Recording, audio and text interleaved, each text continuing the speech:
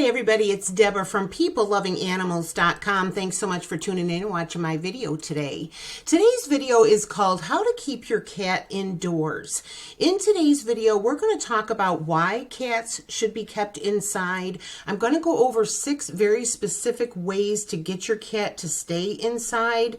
And we're also going to talk about how to keep your cat happy indoors so they don't keep trying to get outside.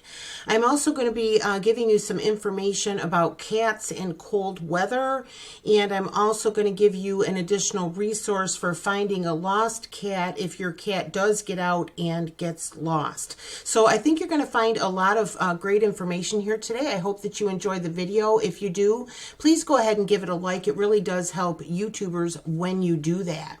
Now, if you have not been here before, my name is Deborah. I own this website called PeopleLovingAnimals.com. We're going to use this post on the website called How to Keep Your Cat Indoors to guide us through today's video. I'm going to give you a link to this post in the description box, and I'm going to link anything that we talk about during the video in the description box.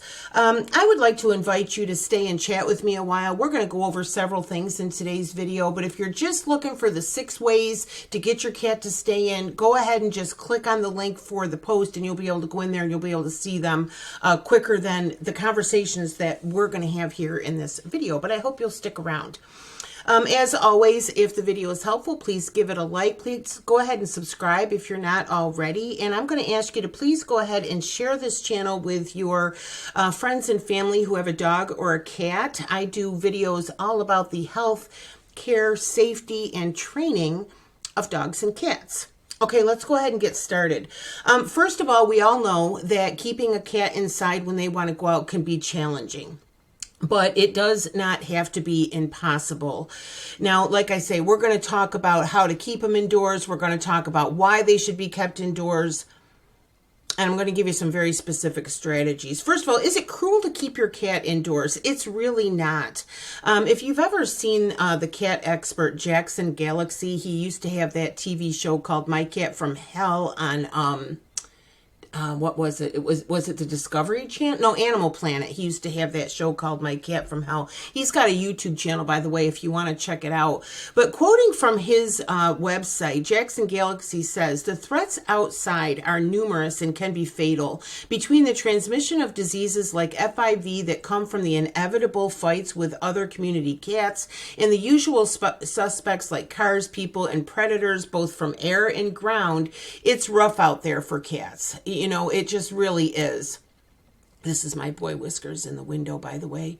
Should cats be kept indoors? Most humane societies and wildlife organizations recommend that cat owners keep their cats indoors due to the fact that outdoor cats are at a very high risk of injury, disease, and death, not to mention the dangers of cold weather. Now, I personally live in Western New York near Buffalo. It is cold. All right. We just had lots of states just had a storm. We were in the minus temperatures, below 0, and no animal, no dog, no cat can withstand that. Not even the feral cats and so forth. But I personally could cry when I see feral cats, or if I see somebody's cat sitting out on the front porch and they are desperately waiting at the door for the owner to let them in and it is freezing outside. Like, I just think it's dangerous all around for cats to be outside in cold weather. And even if it's not cold outside, I don't know how it is where you live, but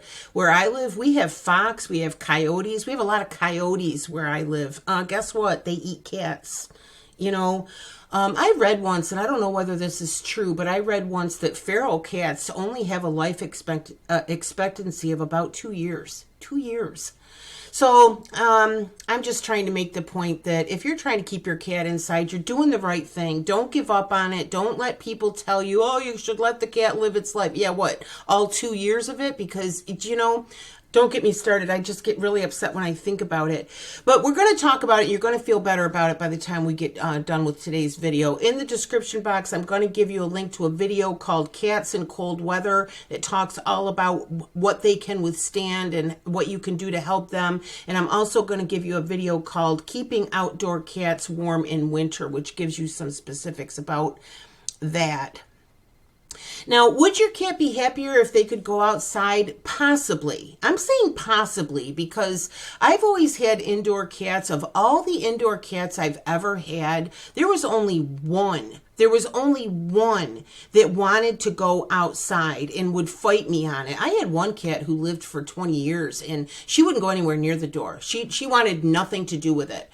The cat that I have now, you're going to see a couple more pictures of him. His name is Whiskers. I adopted him as a feral cat. And you know what? When you take in a feral cat, I think they appreciate even more. They know a little bit more like what they have with warm blankies and a bed and food and water. Do you know what I mean? So I don't necessarily think that cats would be happier outside, especially if they were born indoors and they don't know any different.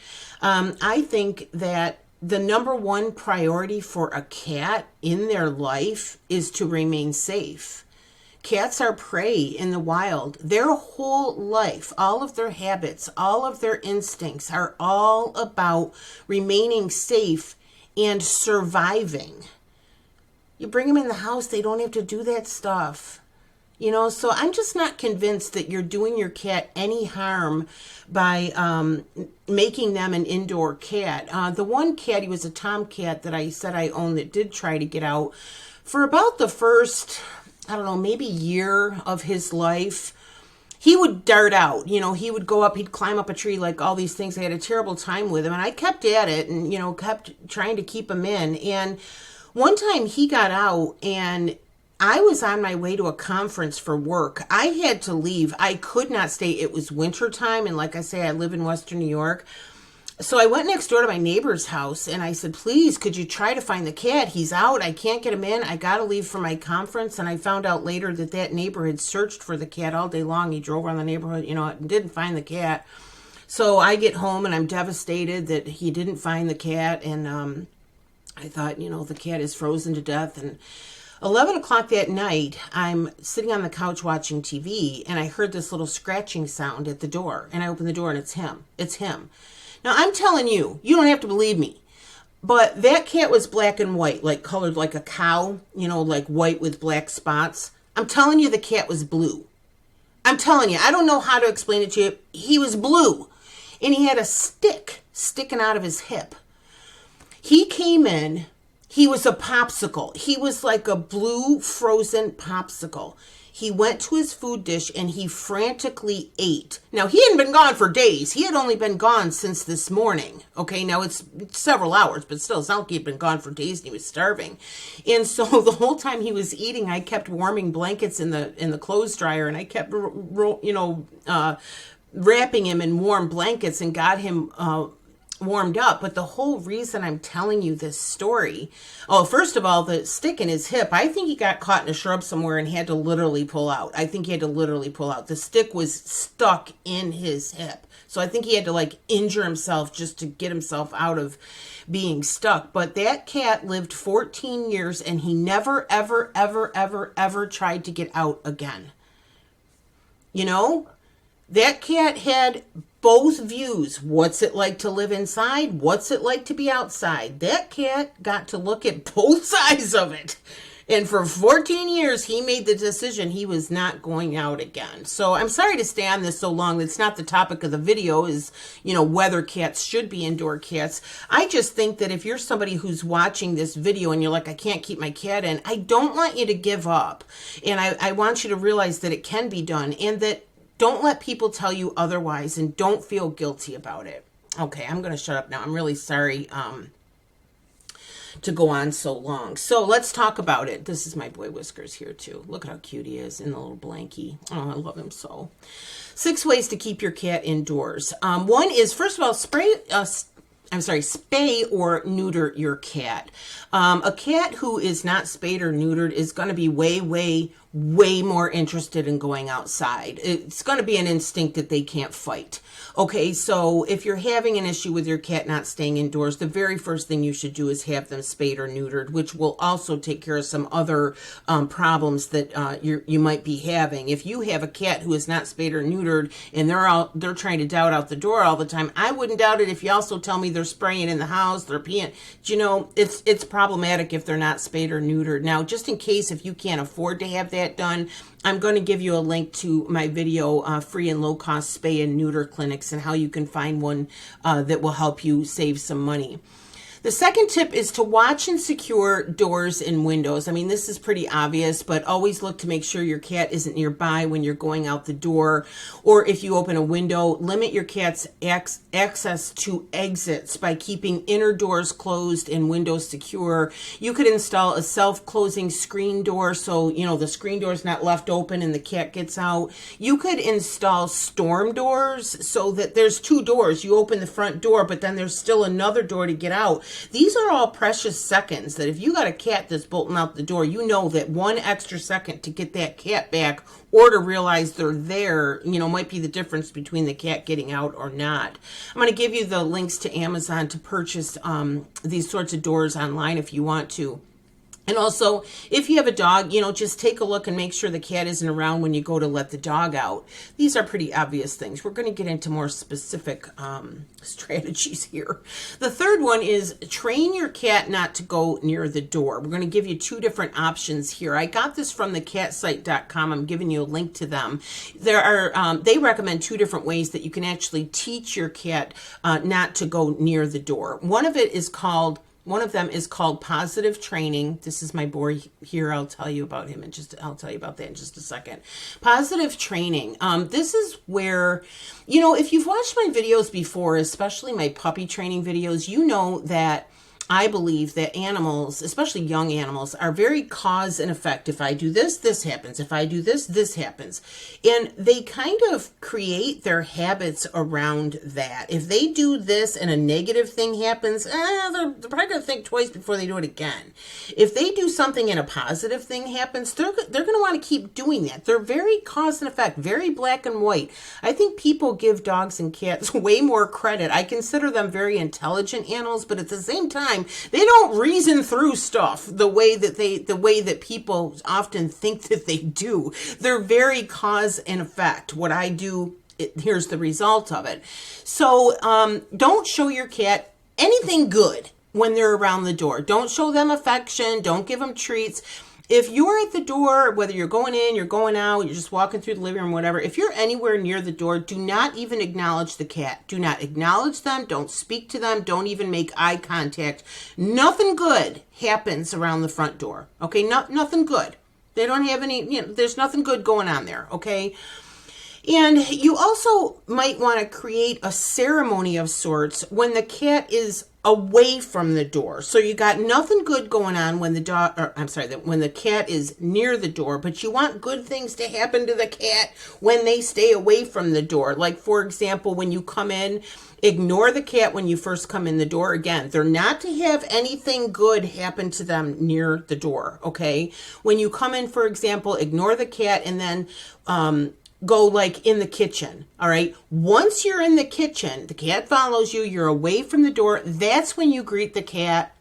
That's when you talk sweetly to it. That's when you pet the cat, pick them up. You could even give them treats. So again, they stay away from the door and they go to the kitchen, and that's when good things happen. Okay. Also, if you're leaving the house, you know, try to make a different spot where you say goodbye. Like, for example, if you're, you know, go to the kitchen, give your cat a treat, give your hugs and kisses there, and then be very quiet when you walk out the door. Don't give them any good reward or any good consequence for when you're walking towards the door. Okay. Make all the good stuff happen in the kitchen. Now, you also might want to double down on that by giving them something in. I'm just using the kitchen as an example. Obviously, this is wherever makes sense in your house. But for example, while the cat is in the kitchen, give them a distraction, give them a treat, or give them some kind of an automatic cat toy that you start up right before you leave the house. It only takes just less than 10 seconds for you to get out the door. So if the cat is distracted by something fun, and again, it's something positive in the kitchen, then not only does that give you the 10 seconds to get out the door before the cat's running for the door, but it breaks that positive association for the cat. They're not so interested in the door as they are as this fun thing that's going on in the kitchen. Now, speaking about fun things, this is my boy Whiskers with a squirrel he got for Christmas. I am telling you, this squirrel was the best 16 bucks I ever spent. It's a battery operated toy, but it plugs in with a USB cord, which I like because I hate buying batteries for stuff. So you just charge it up again and again with a USB cord, you know, like a cell phone. And I'm going to give you a link to go ahead and get this squirrel, and also some links to some other automated cat toys. But I started up that squirrel, and it's actually kind of freaky looking because the thing looks real. I mean, it looks like a squirrel body and the tail is flipping. I think it's kind of freaky looking, but I'm telling you, it is a love affair. My cat is in love with the squirrel. He hugs the squirrel. He bunny feeds the squirrel. He licks the squirrel. He loves the squirrel, and you can see in the picture there, he's just in love with the squirrel. So, you know, if he's got a choice, he's going to go out the door, he's going to play with a squirrel, you got to keep giving him the positive stuff that happens inside the house. Do you see? Him and that squirrel, I'm telling you too, you know, these automated toys are like the best cat babysitter. I do play with my cat, and you should play with your cat because they do want to interact with you. But, you know, I do peoplelovinganimals.com as my job, and so I work at home. And Whiskers is young. He's only about 1.5 years old, so you can imagine sometimes it's kind of hard to work with your cat at home, and he'll be interrupting and stuff. And so the squirrel is a lifesaver. I get a lot of work done while he's playing with that squirrel. So, again, positive training. Good things happen when the cat is not near the door, and nothing good happens when the cat is near the door. Try it for a few weeks and try to just kind of change your cat's association with the door. Now, if that doesn't work and your cat is still, even if maybe they're not as bad about getting out, but maybe they're still interested in the door, you know, this tells me there's not enough good stuff going on inside. They're still looking. Do you know what I mean? So we're going to get to that about what you do to keep them happy inside. But you may want to make your cat afraid of the door. Now, it is not generally a good idea to scare a cat, all right? When you're training a cat, whatever, if you're doing things that are scaring the cat, it's generally not a good idea. Cats are very emotional animals. Like I said, they're all about survival. They're all about safety. And cats get stressed out very easily. And cats who are stressed out, they can have all sorts of behavioral issues. They can bite. They can start peeing outside their litter box. They can become afraid. They can hide all the time. My vet told me that it's very common in what she referred to as stress cats for them to have continuous urinary tract infections. So you know what I mean? If you're scaring your cat, it's generally not a good thing to do. But in this circumstance, first of all, if you have a cat that's bolting out the door, he's probably not of the wimpy variety. All right, he's not afraid to go outside, so it's probably not a particularly sensitive cat. But also, since there are so many dangers outside, if you have to take the next step and make the cat afraid of the door, then you may have to do that for your cat's overall safety. But I just want you to keep that in mind, that please try the other things first, because it's generally not a good idea to scare your cat.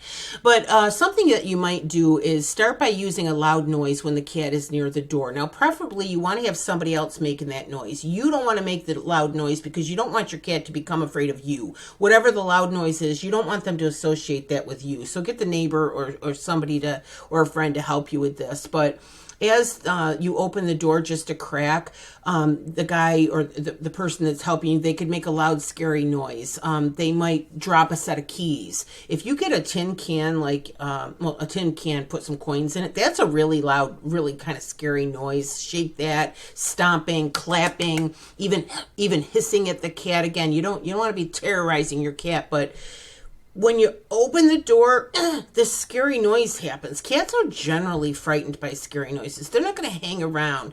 And the idea is to scare the cat with a loud noise as they approach the door. Okay, so again, try the other things first, but just, and you know, I say this in some of my other videos, if your animal is doing something you don't want them to do, make it an unpleasant experience for them to do that. Now, obviously, I never advocate striking an animal or hurting an animal in any way. But like, for example, if you go to somebody's house and their dog is jumping all over you, put your knee up.